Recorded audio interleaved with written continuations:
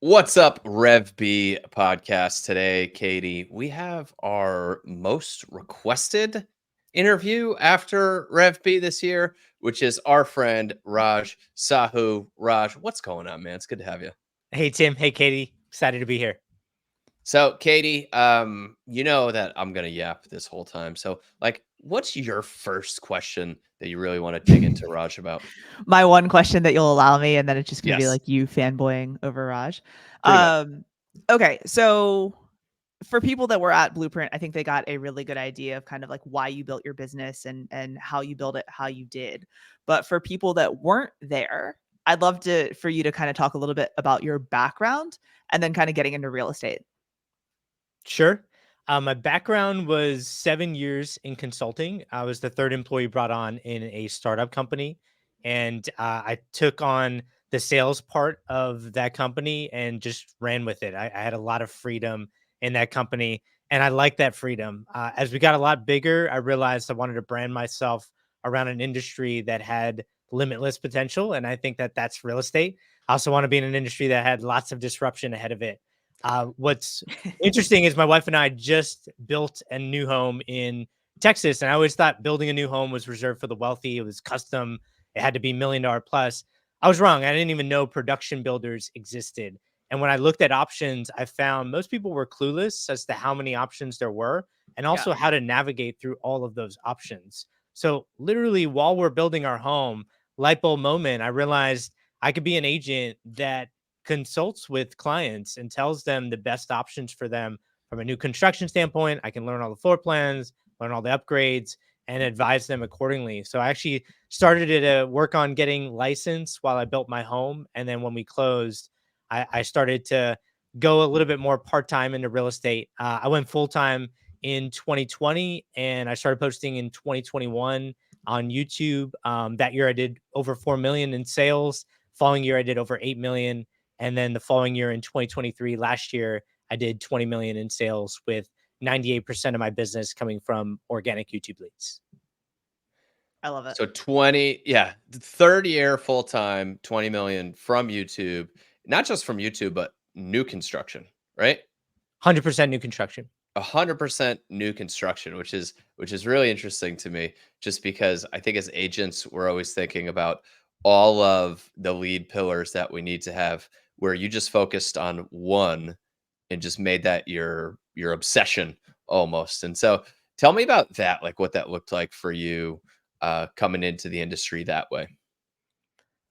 What I loved it. I was passionate about it. I'm a very analytic type of personality. So it's perfect when you're building from scratch because there are all these different options and it's how you're allocating your budget when you're designing from scratch, when you're doing structural upgrades, when you're looking at even different floor plans, different builders, different communities.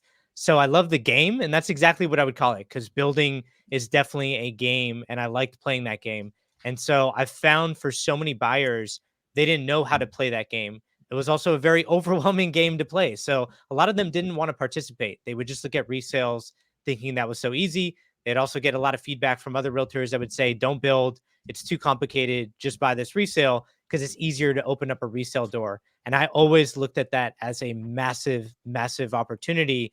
Where as soon as I started posting content about floor plans and started getting clients, I realized the ceiling for my value proposition was so high because so many people were looking to move to Austin. They were out of state and they were clueless as to what they could buy here. And if I could be that beacon, that lighthouse that shows them exactly what their options are, I just thought that that's such a great value proposition. That's really why I got into YouTube. I didn't know that many people would actually reach out to me. I thought my content was pretty boring in the beginning, but I just said, if I force myself to talk through all of these home tours of all these plans with all these builders, I'll start memorizing them and that will make me a better realtor. And that's truly why I started YouTube. We hear that so frequently from content creators that do things at a super high level, right? Is like when I'm researching market stats for these market updates that I'm doing, or when I'm researching floor plans for the videos that I'm making, or when I'm researching blank for blank, I've become such a better realtor because of all of this research that I'm doing. So I absolutely love that. Out of curiosity, when you purchased your home, did you guys use a realtor or did you go direct to the builder? We used a realtor. Did you? Okay. Just curious. He was good. He was a great guy. I was waiting. I was waiting. I'm just gonna let that one lay and see where Yeah. it wasn't No. Ian of Austin, right? No, it wasn't. Oh, that's funny. That's funny. So tell me, what those first couple videos that you made on your YouTube journey look like? Like, what did starting on YouTube look like for you? So bad. It was such a struggle. I'll give you 2 examples, okay? The first is I tried to do a market update video. I think it took me 4 hours. It was just a talking head, maybe a 10-minute video. It took me so long to think about what I said. I second guessed myself, then I third guessed myself. It just like over and over again, thinking about it, realizing I was very nervous before I hit record, even though I do like presenting. I just didn't know who I was presenting to. I felt so awkward. And that's why I didn't think I could keep creating talking head videos. And that's why I took a deep dive into home tours. I thought to myself, it's going to make me a better realtor understanding these plans, but also the talking points are right in front of me. I just need to walk through the home and explain what I'm seeing. The first home tour, and this is the second example I'll give you, I did it in my new build neighborhood. So I built a new home. The model home still existed by the time we closed our home. So I took out my phone and I took a video of me walking out of my front door where we have this like front courtyard that's public and we can kind of walk through the sidewalk to get to the model home. And I remember shooting this and walking to the model home, and I fast forwarded through that walk, and then I had text going down the screen, kind of like at the beginning of a Star Wars movie. If you guys know, like the text kind of Tim goes knows. down. And at the time I'm like, I'm a genius. Like this is brilliant. Like this is going to be super good. And I remember like recording it thinking like, I'm good at this. I can get better at this. And I was so confident. And then I went to play back the video that I'd made. And I thought to myself, oh my God, this looks like a 5-year-old made this. It's so bad. It literally had like the Star Wars text of just explaining what the title of the video was anyway, which anybody can read. And the speeding through, it's bobbing up and down because I'm not walking properly. I didn't really have good adjustment on the camera. And I realized I was way in over my head. I knew nothing about videography, and those first few videos definitely showed it. I'm pretty sure that I think we're using iMovie, but I'm pretty sure there's a text thing that it's like a title in iMovie where you can just select it, and it is kind of like the Star Wars text. Right. So totally get where you're coming from, because I think we probably all have one of those videos somewhere in the archives. Yes. Yeah, So I made appreciate some you of sharing those. I made some of those when I was in middle school. I remember that. Exactly. So you obviously needed to make some changes. What were the light bulbs that went off for you to make those changes? Somebody told me the secret to YouTube is getting 1% better. So I just said, I can't get 10% better. I can't get 100% better. I can get 1% better. And I just need to, how do you eat an elephant? You eat them one bite at a time, right?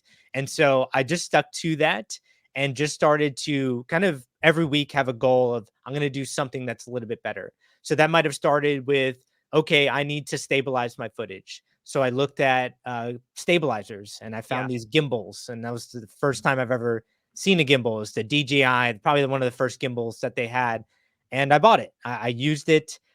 Maybe a couple weeks later, I said, I need a wide angles lens to kind of capture these homes. So I found this company called Sandmark that you could screw in a wide angle lens into a special case on your iPhone. Yeah. And then I had crooked videos for like 3-4 months. I didn't realize you can click calibrate on DJI. So my first 30 videos, you can go back and see all this. You can see that Star Wars video I did, by the way. It's all still there. But I realized you could click calibrate and it straightens your phone. And then I realized I needed a counterweight because the wide angle lens would kind of pull my phone down. So these are all things that just over time, I started getting better and better every single week. I also, probably about 4 to 6 months into YouTube, I started really focusing in on a hook in the beginning of the video, meaning the video is not about me. It's not about advertising me. It's not about subscribing and liking me. It's not even anything about me being a realtor. It's about my audience. How do I convince my audience that they need to stay on my video and not click off to the million other videos or the 100 other apps that are on their cell phone? And the way I did that in the beginning is I showed the best feature in the home, and then I would go back to the front of the home and I would just do one long shot, walking through the home, going room by room, panning each room, and talking through the entirety of the video. But that hook was a separate video, 5 to 10 seconds of just doing something that was showing the home, so showing some part of the home that was very cool. And what I did 6 months into one home tour is I went on a second floor balcony in the beginning of the video, and it showed this view that looked out for miles and miles and miles, and it was beautiful. And I'd maybe shot that for about 12 seconds, went to the front of the home. That video right now has over 200,000 views. I shot that video and recorded it, posted it when I was at 200 subscribers. 3 months later, I was at 2,000 subscribers, everything 10x. It wasn't just that one video. It's just that fed a lot of other videos that also had great hooks. And I probably did that at like 6 to 7 months into YouTube, and then everything took off. So I think I found the one video on your YouTube that you were talking about of the walking. So I'm watching that. I haven't seen any Star Wars text though. So I found the Star Wars text. Okay. It's the under contract one where it's literally just like that's the second one. The first one is Margolin David Weekly. Okay. Yeah. Well, anyways, so I'm gonna go ahead and post those in our Facebook group. Just yeah. And then also we'll drop them in the show notes, because I feel like one of the other things that we always love doing is like all of these creators. We talk about Dan Parker's YouTube channel, or Ken Posick's YouTube channel, or Jeremy Knight's YouTube channel. Like, go back to those old videos, right? I love watching those original videos that creators have made, because it's like, people often don't want to start because they're like, oh, I'm never going to do videos like Raj does. It's like, well, go back and look at the 3 years ago Raj, and like, if you can do that do better than that, you might work out. So I want to go a little technical on these. So like, in the beginning, you were shooting all of these yourself, and like, so you just named what? And Katie, before we do that, I will I'm sorry. I'm getting a dirty look. But Raj, I just want you to clearly break down what one of your videos looks like. Because one of the things we didn't do at REVB, which I think we missed on, was playing one of your videos so people get an idea of what it is that you do. So just for the listeners, like, just give us what one of your videos looks like. Like, what do you do on your videos? Yeah, absolutely. The first 50 videos was me just starting at the front of the home, and I would just walk right into the home. I would usually go out to the main living areas, and I would literally just pan horizontally to every room to kind of show what that room would feel like if you were standing right there in that moment. Sometimes I would scale up and look up to show the ceiling height, especially for the homes that had like 20-foot tall ceilings in the living room. And then I would just go room by room, starting in the kitchen, go to the main living areas, and just try to cover room by room. And I would just do a recording of that all in one take. So one shot, it would usually be anywhere from 16 to 25 minutes long. And then when I went home, I would do a voiceover over top of that footage. A lot of times I'm walking these model homes, there could be music that's trademarked that's playing in the background, or there's kind of people talking in the background. So I would just do that voiceover when I went home. Also, give me time to kind of talk things out or play things out in my head of what I'm going to say.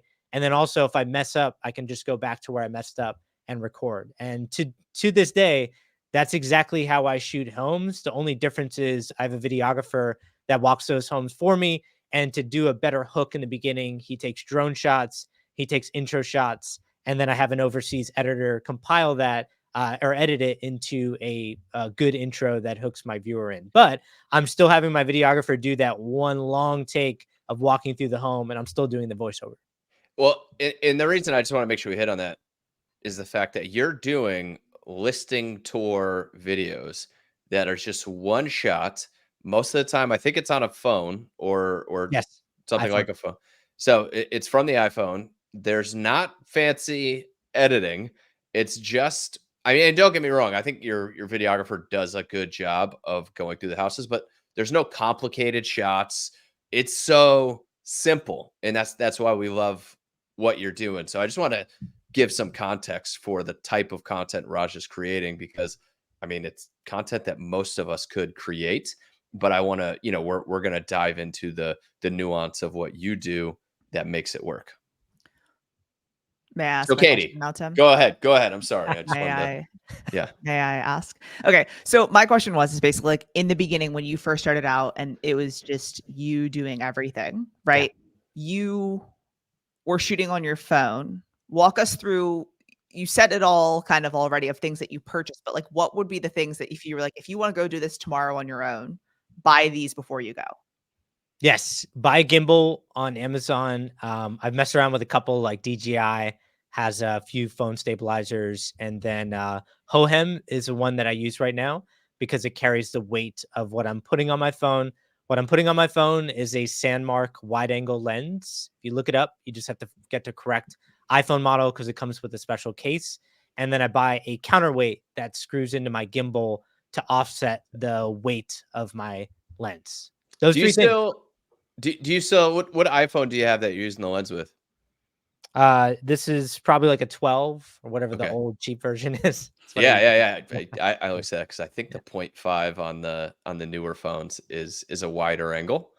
Raj, you may just be able to get a new phone. You may not have to keep using the lens. Raj, go sell a few more homes, then you can buy a new phone. You know? All right. Exactly. All right. So basically, gimbal, is a non-negotiable, right? And then Yeah. if you need it, if you don't have the 0.5 or your camera lens just isn't working great, then getting one of the lenses that gives you a wider angle lens is always good.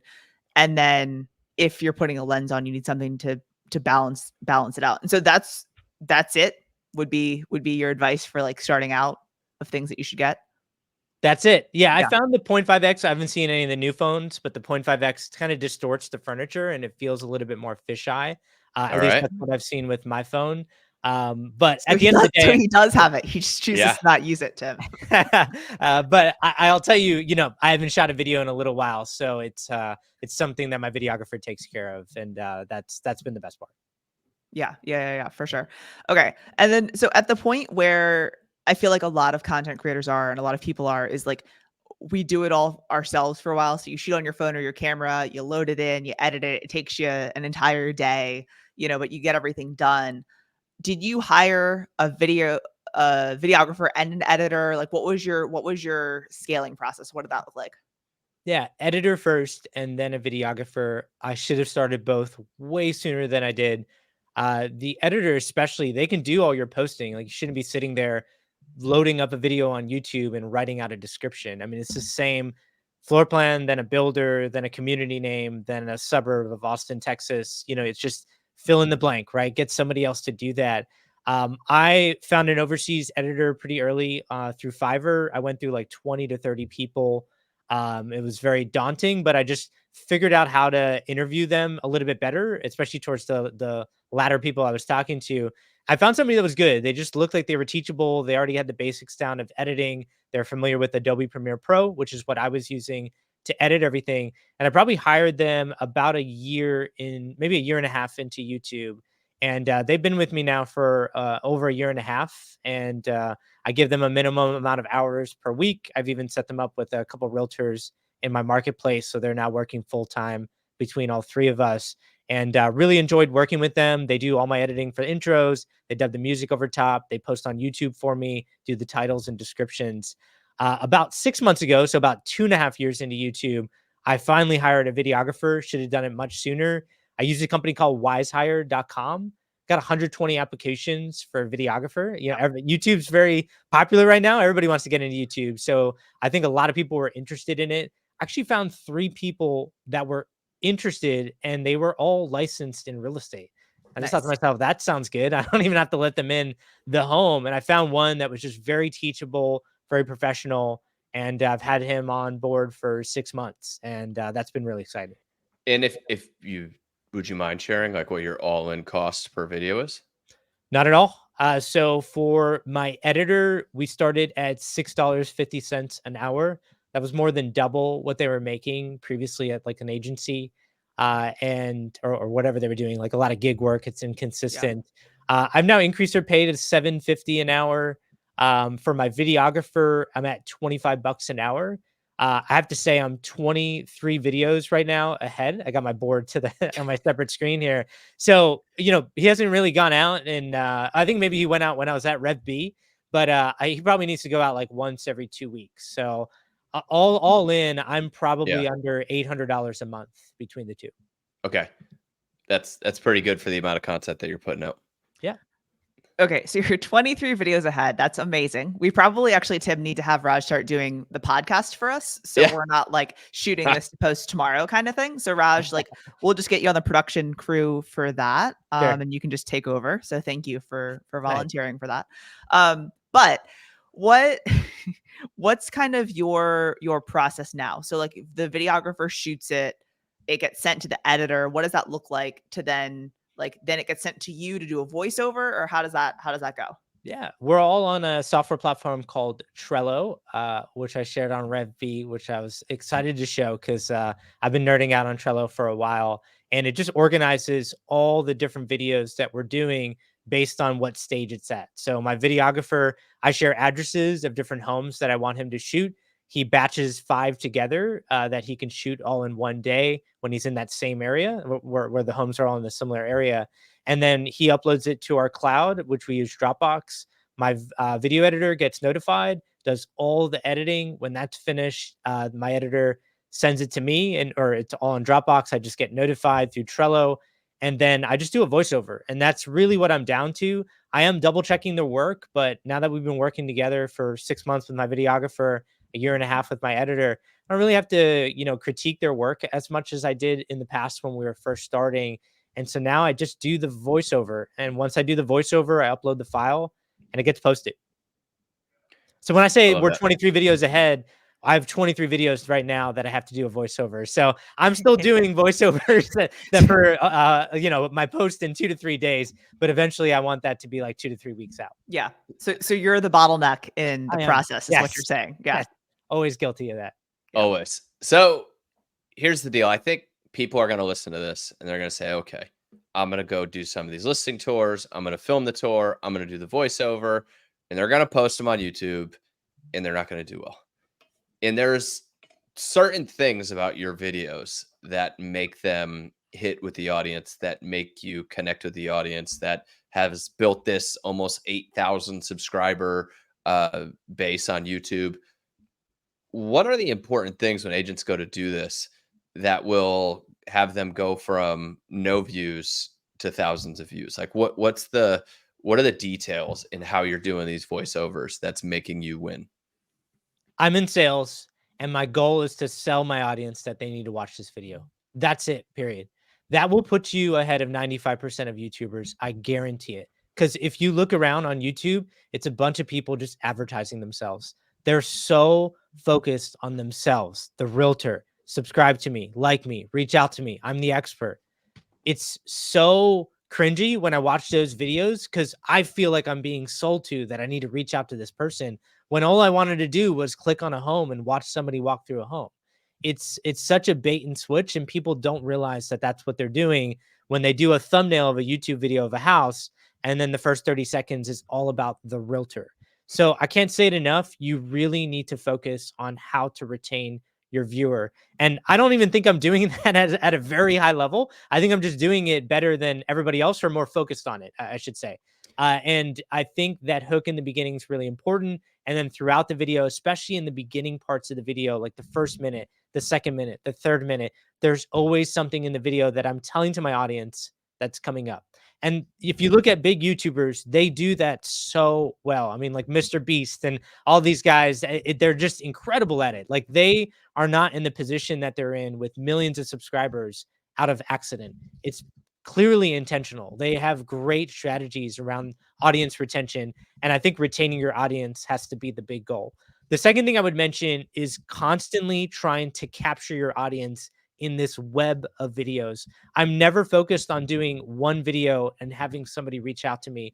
I'm constantly trying to catch them in my web, meaning they go from this video to this one, to this one, to this one, to this one. And then they reach out to me because they've watched me for days, sometimes weeks, sometimes months. And that's what I'm obsessing about is a good word for it, where I'm looking at the different funnel that I'm building, where there are certain parts of Austin that I've toured so many homes in, but I've maybe done 1 or 2 sales in that area. But that area has incredible views, has amazing custom homes, gets me a lot of views. But then everybody contracts in this different area. But I use that one area of custom homes to get a lot of views. But I know people are going to fall down the funnel and probably land in a master plan community that's a little bit closer in, has a better school district, but maybe doesn't have the homes that will go viral or get a lot of views. So I'm constantly balancing myself with trying to get new viewers to my channel, get views, but then get those people to fall down into a video that may not go viral, may not be very visually appealing, but I can do a little bit more storytelling in, I can connect with my audience emotionally, and that's where I can get them to reach out to me. So remember at Blueprint when we talked about like passion and, you know, bringing you business and like connecting with your audience? I don't think I've ever heard someone like I talk to a lot of people on podcasts. I talk to a lot of content creators. Tim and I like dig into people's businesses a ton. And I don't think I've ever heard someone talk about like connecting with their audience and being so passionate about it than you. Like it's like it's so it like it's making like Tim and I smile. Like Tim, like he was Yeah. texting me like, this is so Yeah. good. I'm like, I know this is so good. So I really appreciate that. And I think it shows, right? Like in the comments that we see on your videos and the you know the testimonials we saw from clients that were texting you know, wanting to work with you. So I love that. Yeah, that's great. And this is something I really want to lean in on. I don't think I realized this in the first year, meaning I wasn't doing things intentionally. I was doing maybe good things, but I wasn't really conscious of what I was doing. And I'll make sense of that here in a second. The reason why people reach out to me, and this has been the most fascinating part, it's not because I know all the names of everything, I know the exact numbers, and I'm just so precise with knowing all the floor plans. Like sometimes I just say, I don't know what this looks like, but reach out to me. I'll have it, I'm sure, when I reach out to the builder next or something like that. Why people reach out to me is when I do storytelling and I just talk about them, like as if I know I'm on their TV and I'm talking to them while they're on their couch. And where I'll do that, I'll usually do that in an empty home that's not very visually appealing, and so it doesn't have very many talking points in the home, but it's open for storytelling. And when I say storytelling, I'll talk about like 32% of my clients reach out to me. They moved from Seattle to Austin. And so I'll talk about why people move from Seattle. And one of my clients who reached out to me recently, why they moved to Seattle, it's because it's gloomy, least amount of sunny days in the United States, beautiful city, amazing summer, but they want to move to Austin because they want to be outside more.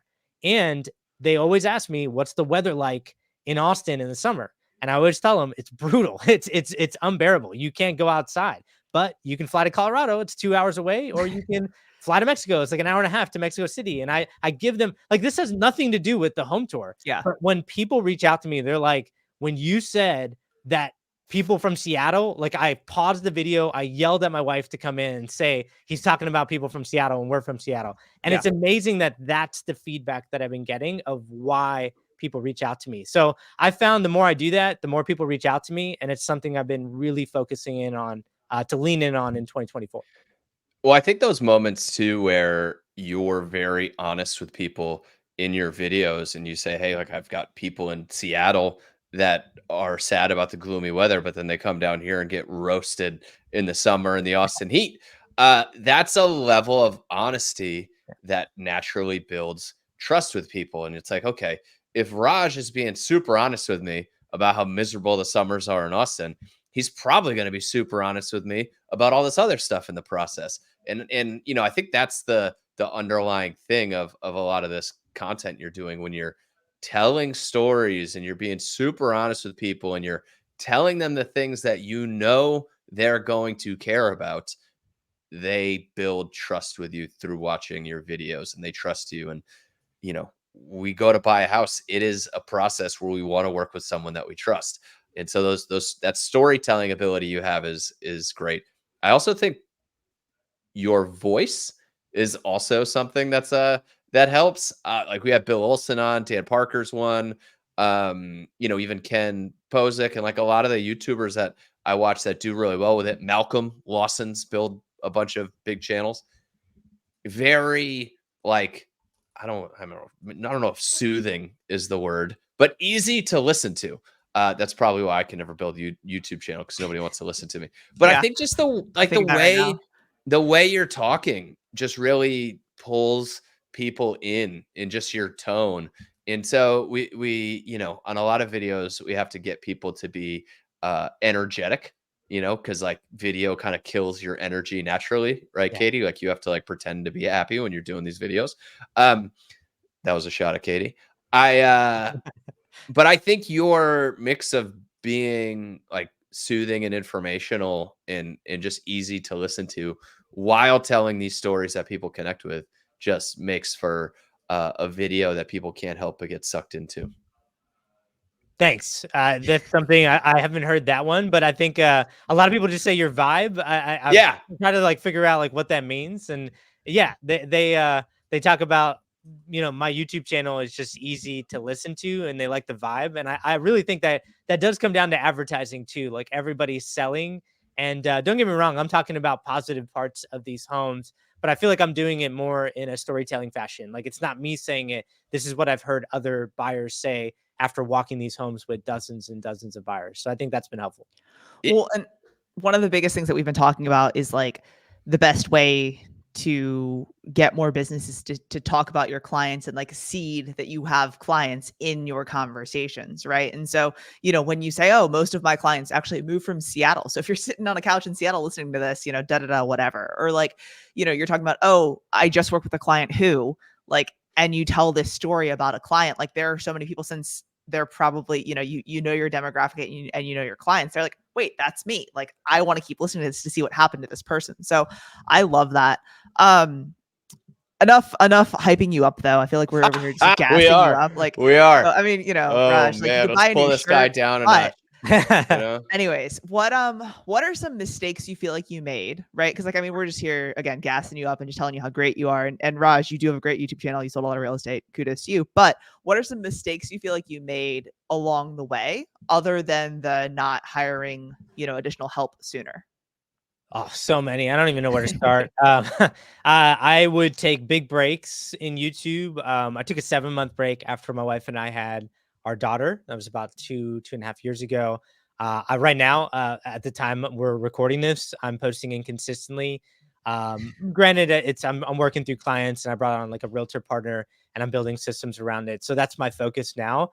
But I could be, instead of taking big breaks, like 3-month breaks or 7-month breaks, instead of doing that, I think if I just posted like once every couple weeks or once every few weeks, I would still gain a lot more traction. And the thing about YouTube is it's a great platform, but if you don't keep posting, your channel will keep dying out eventually. And if I would have just kept with a little bit of consistency, I think that would have went a long way. Hiring out more in the beginning would have worked really well. And then I should have hired out realtor partners. I was just referring out a lot of business. Even last year in 2023, I actually closed over 15 million in the first 6 months. And then the latter 6 months, I knew my wife and I were going to have a baby boy in September. And so I only did like under 5 million, but I had referred out so much business in the beginning of 2023. And the problem that I've had with that is a lot of those people are tied to my brand. So I have worked on Yeah. scripts of how to make that handoff a little bit better, but I just realized I needed to seek mentorship there's a better system and a better way to handle that business. And now that I've done that, I did 6 million in the first quarter this year in new contracts. And just in the last week, I've had 3 contracts totaling 2.8 million. So right now what I'm doing is working more, but I could have done that last year instead of just referring out. Probably referred out, I think like 92% of leads that came in. Well, and on the referral side, when you get to a spot like yourself, the problem is when you refer the lead, you refer the relationship and you refer all that brand you just built and everything else. And so, challenge for guys like you, which I like diving into, and Katie's a great resource for this too, is how do you build a team with this foundation of the YouTube channel where you have someone to work these, because as you scale, you can't work all these deals yourself, but you want to keep the relationship, you want to keep all that rapport and all that connection that you built to you for future stuff, which I'm excited to see that, because I know the foundation of YouTube and this lead magnet that you have that's just overflowing with business is the great foundation for a team. So I'm excited to see you build that out over the next couple of years. Yeah, absolutely. I'm excited too. So, Katie, I took your question of what are my weaknesses, totally turned it into a brag fest. But going back to like the weaknesses, there were just so many in YouTube. The biggest thing is overanalyzing. Like, I don't know if I can say this, but just bleep it out if I can't. But I'll for the longest time, I have one quote that I stick as my mantra, and then I take it down maybe like once a year, and I do something else. But what I had is people don't give a damn. And that was my statement of like, when I thought of this background, I thought about making a wood background and then staining it brown. And then I heard Malcolm Lawson say he has a blue background, so it makes him stand out. And I thought to myself, if I paint this brown and I'm brown, I'm not going to stand out. And I might have spent weeks thinking about my background. And then I looked at my computer and it said, people don't give a damn. Like it just means stop overanalyzing. It's so paralysis of analysis is so real. And I can't tell you how many times I've gone through an entire week about thinking about something without doing.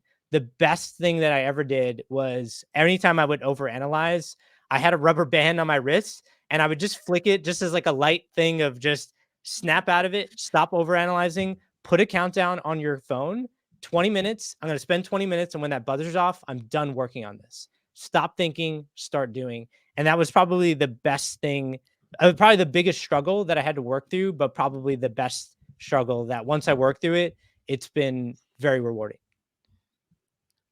Did that Love make it. sense? It did. It did. No, Yeah. all of that makes sense. And I feel like that's just such good advice for most people that want to start, like, go to the next level with content or want to start content. Yeah. We all do this. And I think, my story would be like, I texted him this the other day. I was like, I was feeling kind of bored with like the talking head style videos. I'm like, oh, God, I got to go like schedule some with my videographer. I'm almost out of videos. Like, great. Got to go do some more. And then like I had a listing and buy appointment yesterday where they were like, yeah, like we really love this videos that I had posted over the past like 6 months. I'm like, shit, people are watching these. Like I need to keep making them. They actually work. They Yeah, actually yeah. work. It's wild. Yeah. Absolutely. Yeah. It's one of those things that I still work through, by the way. I mean, there are times when I'm doing a voiceover and I'll re-record, then re-record, then re-record. And then I have to go back to that piece of paper that's on my computer. It's like nobody cares. I will say I do that in the beginning of the video. Like my first 30 seconds, I might re-record like 6 times because I'm really trying. Like I'll listen to it. My energy is not high enough. You need to be high energy in the beginning to retain your audience and convince them that it's worth it to see this video. So I will re-record in that first 90 seconds, but like past 5 minutes into a video, just not that many people care. Like you've seen the audience retention curves. A lot of people are staying on after that, like 25% of the way into the video. So I'm more comfortable ranting now. And that's why my voiceovers probably take me about an hour to do a 20-minute long video. Whereas before, sometimes I'd take like 3 hours from midnight to like 3 a.m. in the morning. And it was just horrible. It was horrible the next day when I had to wake up, and it probably didn't add any more value to my channel or to my audience than it would have if I spent an hour on it. Well, I think people look at time as a big thing that's in their way. I don't have the time to do this. I don't have the time to do this. But Raj, I'm sure you don't have this number in front of you, but the watch hours on your channel a month are probably ridiculous, and the amount of leads that you have coming in to this channel is fantastic. And when you look at the time invested, when you get to this point, it actually is the best time you could have spent, right? Like how could you not make time to do this when you look at how much business has gotten to you? But when you're starting out, it's hard to see that, right? It's hard to see that light at the end of the tunnel, that this is definitely worth my time. And so knowing that, I think a good portion of the audience is sitting there, what would you say to those people? It's a good question. I would say association is so key. I was so excited to speak at REVB, but I was more excited to just attend it. I didn't really, by the end of REVB, I had actually forgot that I talked. I'm not joking. Somebody was like, good talk. And I looked at them puzzled, and they looked at me and they're like, remember you talked this morning? Good talk. And it's because my brain was so filled, and it was a different type of fill. I've been to conferences before where I get so many ideas, but I'm fortunate if I even apply 1 to 5% of what I've learned. What was different about RevB is that I got all this information about video content, which I'm very passionate about, and I still think is the future of real estate as more and more people get on videos and showcase content of what's out there. But the difference is at the end of RevB, I got a map of how to use all those ideas into my business. And I've never had a conference where I've come full circle around it.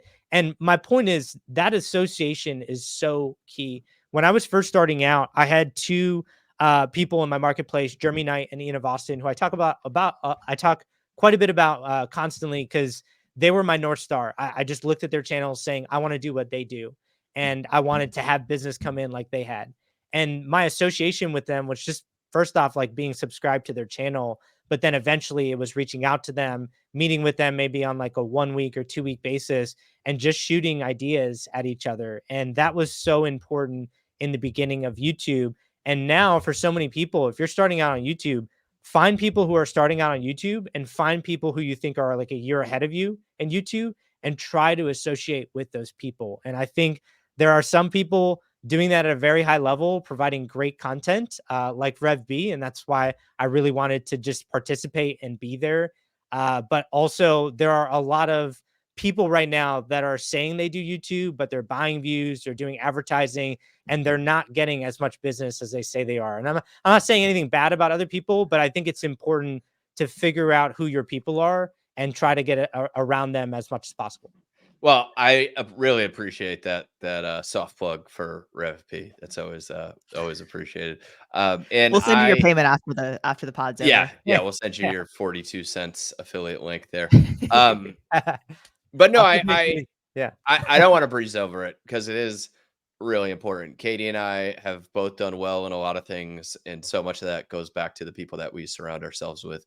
And like you mentioned, it's very important because there's so much noise in the content space. And that's something that Katie and I are passionate about doing, is trying to filter through the noise and figure out who's doing things that actually generates them business. Because I do see agents copying strategies and like posting stuff, and you're just thinking, why on earth would they go this direction? Why are they posting this? This is makes no sense.